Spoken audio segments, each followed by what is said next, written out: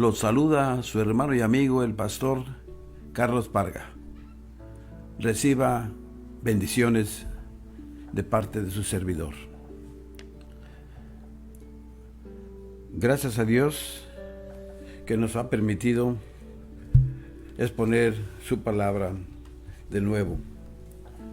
Damos todas las gracias al Señor de señores y Rey de reyes, Jesús de Nazaret. Y te pido, mi Señor, que me ayudes con tu precioso Espíritu Santo a exponer tu palabra como tú lo deseas. En el Evangelio de Marcos, en el capítulo 10, versículo 45, nos dice así la palabra: porque el Hijo del Hombre no vino para ser servido, sino para servir, y para dar su vida en rescate por muchos. En una de las mejores universidades del mundo se hizo un sondeo, o sea, una encuesta a los recién ingresados, o sea, a los estudiantes, de cuáles serían sus metas. Y la mayoría respondieron con estas palabras: dinero, poder y fama. Muy diferentes a las metas del Señor Jesucristo, porque la grandeza en el reino de Dios se mide en términos de servicio. Y Jesús mismo fue el mejor ejemplo. Las personas más usadas por Dios son por lo general las que están más dispuestas a ser servidoras. La ley del siervo, hebreo, aparece en Éxodo 21 del 1 al 6 y Deuteronomio 15 del 12 al 18. En la economía agraria de los hebreos, los pequeños agricultores caían a veces en bancarrota. La preocupación por su familia podía llevar al agricultor a ofrecerse a sí mismo como esclavo de otro agricultor. Ese no era un arreglo permanente, claro, sino que solamente duraba solo 6 años. El séptimo, el esclavo quedaba libre, pero no podía llevar consigo a la esposa y a los hijos tenidos durante su esclavitud. La esposa debía de terminar su contrato, pero al hombre se le dejaba en libertad y se le proporcionaba literalmente una serie de cosas para hacerle posible comenzar de nuevo como hombre libre. Esa provisión de ayuda debía ser proporcional a las bendiciones materiales con que Dios había bendecido al amo agricultor, quien debía recordar que Dios lo había liberado de la esclavitud en Egipto. De esa manera, él podía alegremente dejar en libertad al hombre que había caído en una mala situación. Pero el esclavo a veces prefería no dejar a su dueño, escogiendo así la opción que le ofrecía la enseñanza bíblica sobre la servidumbre. Quizás se daba cuenta de que para él las cosas serían mejores siendo esclavo que libre. Buen abrigo, comida, un hogar feliz, un amo bondadoso. Por lo tanto, optaba por seguir siendo esclavo antes que aceptar su libertad. Para ser oficial esa esclavitud de por vida, había una pequeña ceremonia. El dueño debía presentar al esclavo ante Dios, es decir, ante un juez local que actuaba en nombre de Dios. El esclavo debía decir públicamente: yo amo a mi señor, a mi mujer y a mis hijos. No saldré libre. Éxodo 21:5. Luego lo llevaban ante una puerta de madera y le horadaban la oreja con una lesna. Una lesna es un instrumento usado por zapateros para agujerar.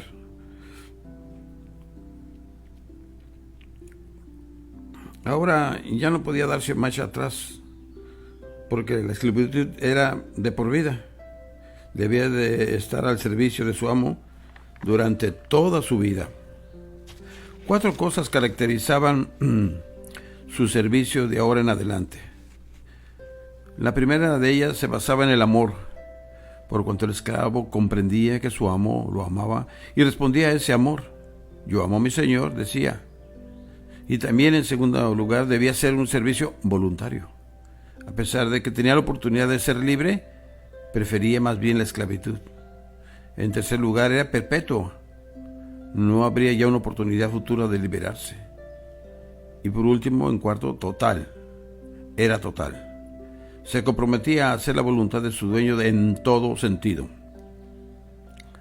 El Salmo 40 relaciona al esclavo hebreo con el Señor Jesucristo. Ese salmo es uno de los salmos mesiánicos. David estaba describiendo una de sus experiencias de rechazo, cuando su hijo Absalón se rebeló contra él, adueñándose del corazón del pueblo. Absalón había iniciado su franca rebelión durante una fiesta religiosa. Los sacrificios diseñados con el propósito de apuntar al futuro Salvador que habría de sufrir y morir por el pecado se habían vuelto meramente ceremoniales, y Absalón había abusado de ellos aún más. Al ser rechazado, David clamó al Señor en una oración de rescate. Al recordar que había sido salvado de dificultades anteriores, confió nuevamente en Dios para su liberación. Los primeros 5 versículos, del Salmo 40 constituyen un canto de alabanza por las pasadas respuestas a sus oraciones. Dios había sacado a David del paso de la desesperación y le había dado un cántico de acción de gracias. En el versículo 6 del Salmo 40, donde se encuentra la referencia a la ley del esclavo hebreo, aquí David confiesa su devoción a Dios como siervo obediente. Señala que lo más interesante para Dios no es el aspecto ceremonial de los sacrificios. La Escritura nos dice: sacrificio y ofrenda no te agrada. Los sacrificios legales de animales eran simplemente prefigura del verdadero sacrificio por el pecado que habría de ofrecer el siervo redentor, o sea, nuestro Señor Jesucristo, al darse a sí mismo en la cruz. El siervo perfecto mismo habla en la frase siguiente: has abierto mis oídos. La frase resulta extraña hasta que recordamos la ley del esclavo hebreo en el Éxodo 21. Al esclavo hebreo se le abría o perforaba la oreja, o sea, el óvulo, cuando se entregaba para siempre, para hacer la voluntad de su dueño. Y aquí en el Salmo 40, el perfecto Salvador dice que su oreja fue abierta cuando se dio a sí mismo como verdadero sacrificio por el pecado. Jehová lo había convertido en un esclavo. Has abierto mis oídos. El sacrificio fue eficaz porque Jehová lo había originado, lo había planeado, y Jesús se había ofrecido voluntariamente. En el versículo siguiente, el siervo dice: entonces dije, he aquí vengo. En el rollo del libro está escrito de mí el hacer tu voluntad. Dios mío, me ha agradado, y tu ley está en medio de mi corazón. El siervo hebreo tenía que hacer la voluntad de su amo. Y aquí el siervo perfecto expresa que encuentra gozo y delicia en hacer la voluntad de Dios. Su servicio es absolutamente voluntario. He aquí, vengo. Hay aquí más que un indicio de la encarnación. ¿Por qué? Porque en Juan 6:38, mire lo que nos dice así, escuche bien. Porque he descendido del cielo, no para hacer mi voluntad, sino la voluntad del que me envió. Al siervo del Salmo 40 se le menciona nuevamente en Hebreos, donde se aplican las palabras del Salmo directamente a Cristo. Los primeros 4 versículos de Hebreos 10 expresan que los sacrificios de animales del Antiguo Testamento no podían quitar los pecados. La repetición de los sacrificios lo comprueba. Pero cuando el siervo del Salmo 40 entró en el mundo, no vino con sacrificios de animales, sino con un cuerpo preparado para el sacrificio eficaz. Su cuerpo fue ofrecido por el pecado sobre una cruz. Notemos que el autor de Hebreos emplea la expresión cuerpo preparado, en lugar de oídos abiertos o perforados del Salmo 40.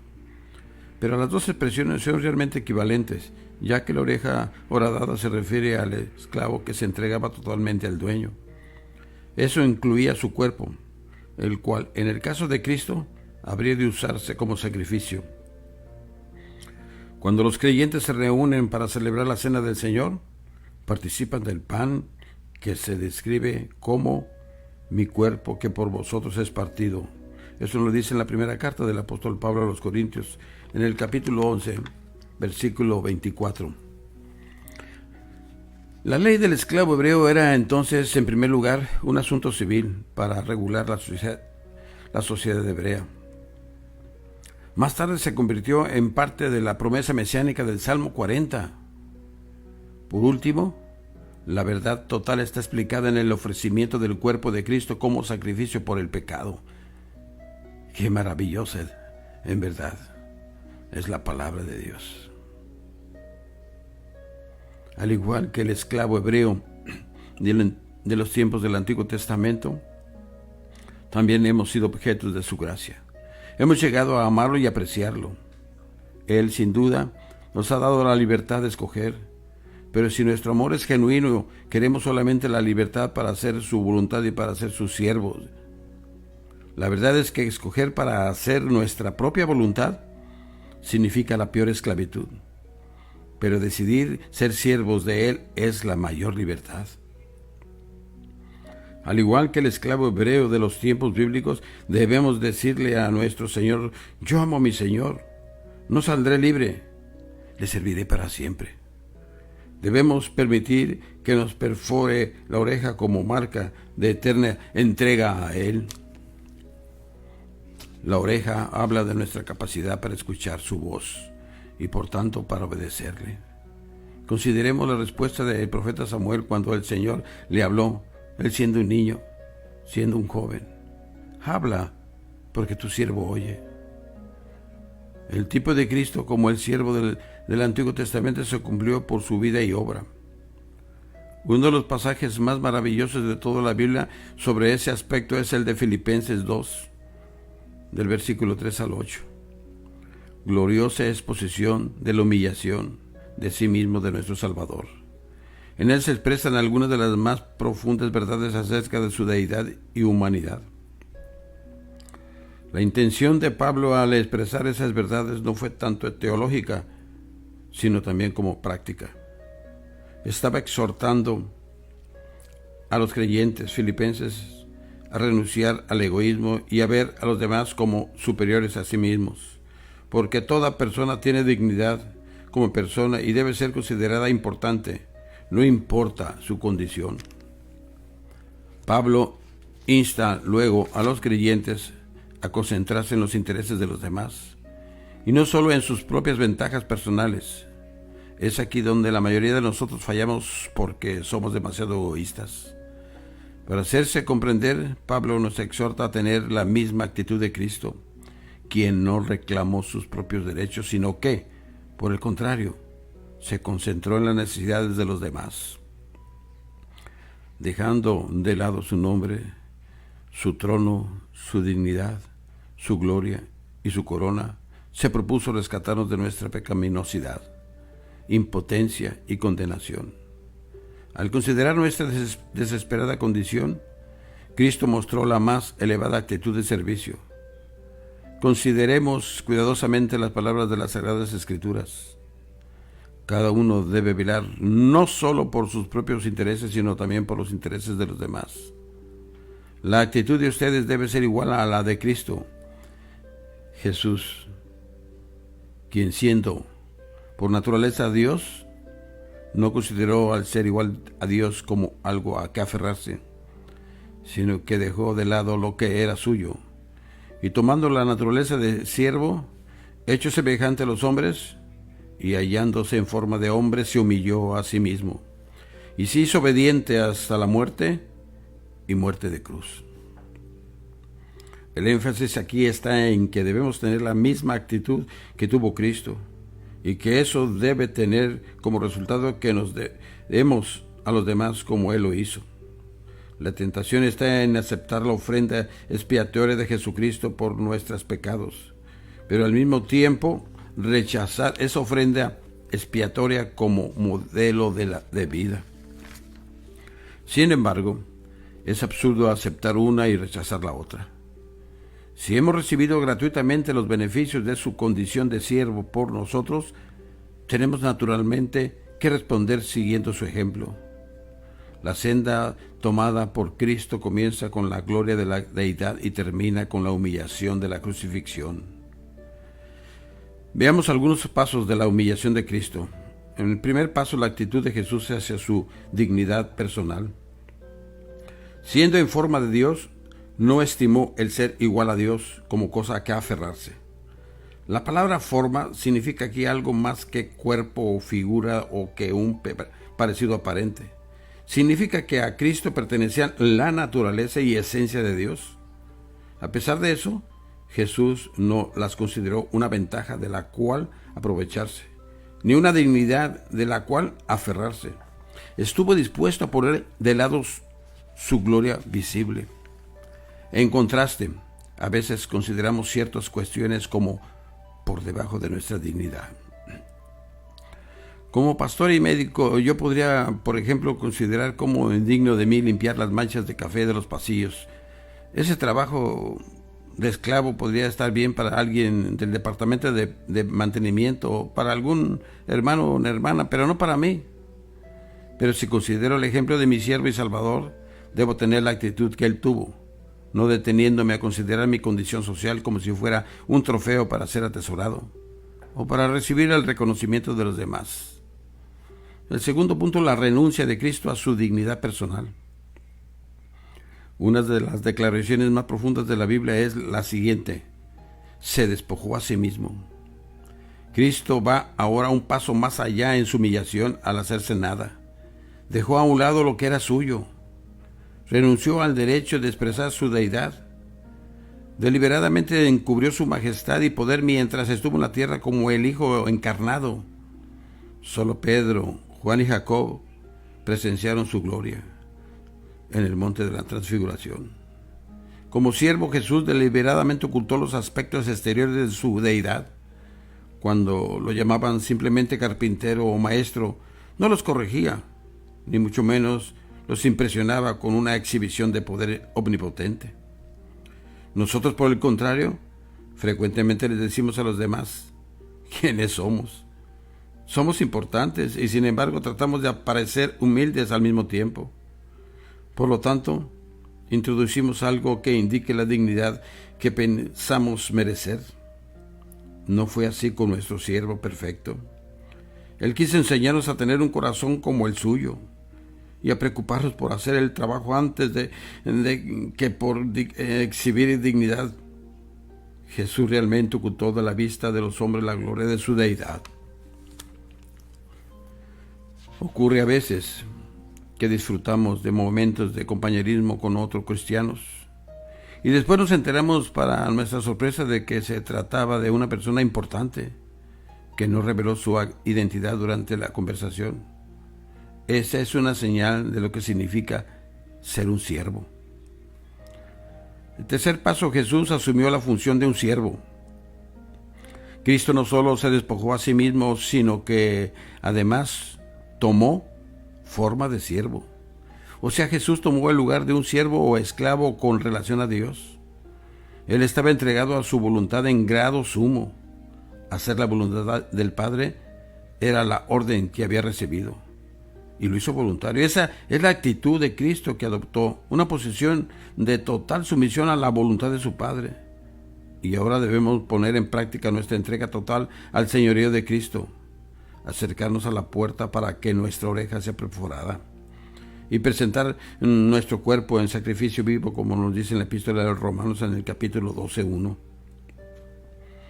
Tomó naturaleza humana en la cuarta paso. Los teólogos llaman a eso su encarnación. Salió de la eternidad para entrar en el tiempo. Se convirtió realmente en hombre y fue hecho por un poco de tiempo inferior a los ángeles. Como siervos de Dios debemos estar dispuestos a identificarnos con los demás seres humanos para el bienestar de ellos. El quinto paso, su humillación de sí mismo como hombre. Cristo no solo descendió de la deidad a la humanidad, sino que además descendió a lo más bajo de la humanidad. Nació en un pesebre de animales. Creció en circunstancias humildes en un pueblo despreciado, Nazaret. Supo identificarse con los oprimidos y desdichados. Conoció el dolor, el hambre y la fatiga, todos ellos asociados con un mundo bajo la maldición del pecado. Pocos creyentes saben suficientemente lo que significa escoger voluntariamente vivir entre los despreciados y rechazados. Sin embargo, si hemos de imitar al siervo perfecto, es algo que hay que hacer. Con demasiada frecuencia actuamos de manera paternalista ante los menos afortunados. En vez de humillarnos, enviamos algunos suministros o dinero. Así tranquilizamos nuestra conciencia, pero fallamos en darnos a nosotros mismos. Nuestro Señor conversó con una mujer de reputación dudosa junto al pozo. Comió con publicanos y pecadores. Amó a las personas como nadie jamás lo ha hecho antes. El Hijo del Hombre no vino para ser servido, sino para servir. Al hacerlo, se humilló a sí mismo para ser lo que ellos eran. Por último paso, su obediencia hasta la crucifixión. Los pasos descendentes de Cristo comenzaron en la gloria de su deidad, pero concluyeron con la humillación de la muerte de un criminal sobre una cruz romana, la mayor de las indignidades. Proféticamente él pudo decir: mas yo soy gusano y no hombre, oprobio de los hombres y despreciado del pueblo. Todos los que me ven me escarnecen. Eso lo vemos en el Salmo 22, del versículo 6 y 7.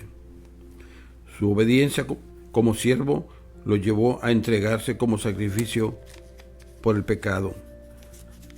La muerte por crucifixión era la más dolorosa y la más degradante de todas las muertes. Pero nuestro Salvador fue obediente hasta la muerte, y nos dice en Filipenses 2:8, y muerte de cruz. Fue hasta lo último por obediencia a su Padre. La misma actitud de siervo que mantuvo hasta el final, hasta la cruz, ha de ser la nuestra. Haya pues en vosotros este sentir que hubo también en Cristo Jesús. Filipenses 2:5. Ningún camino debe de ser demasiado difícil, ningún lugar demasiado lejos, ni ningún dolor demasiado grande. La obediencia ha de ser total, o no es obediencia. En el Antiguo Testamento, el siervo hebreo hacía un compromiso de por vida cuando se le perforaba la oreja.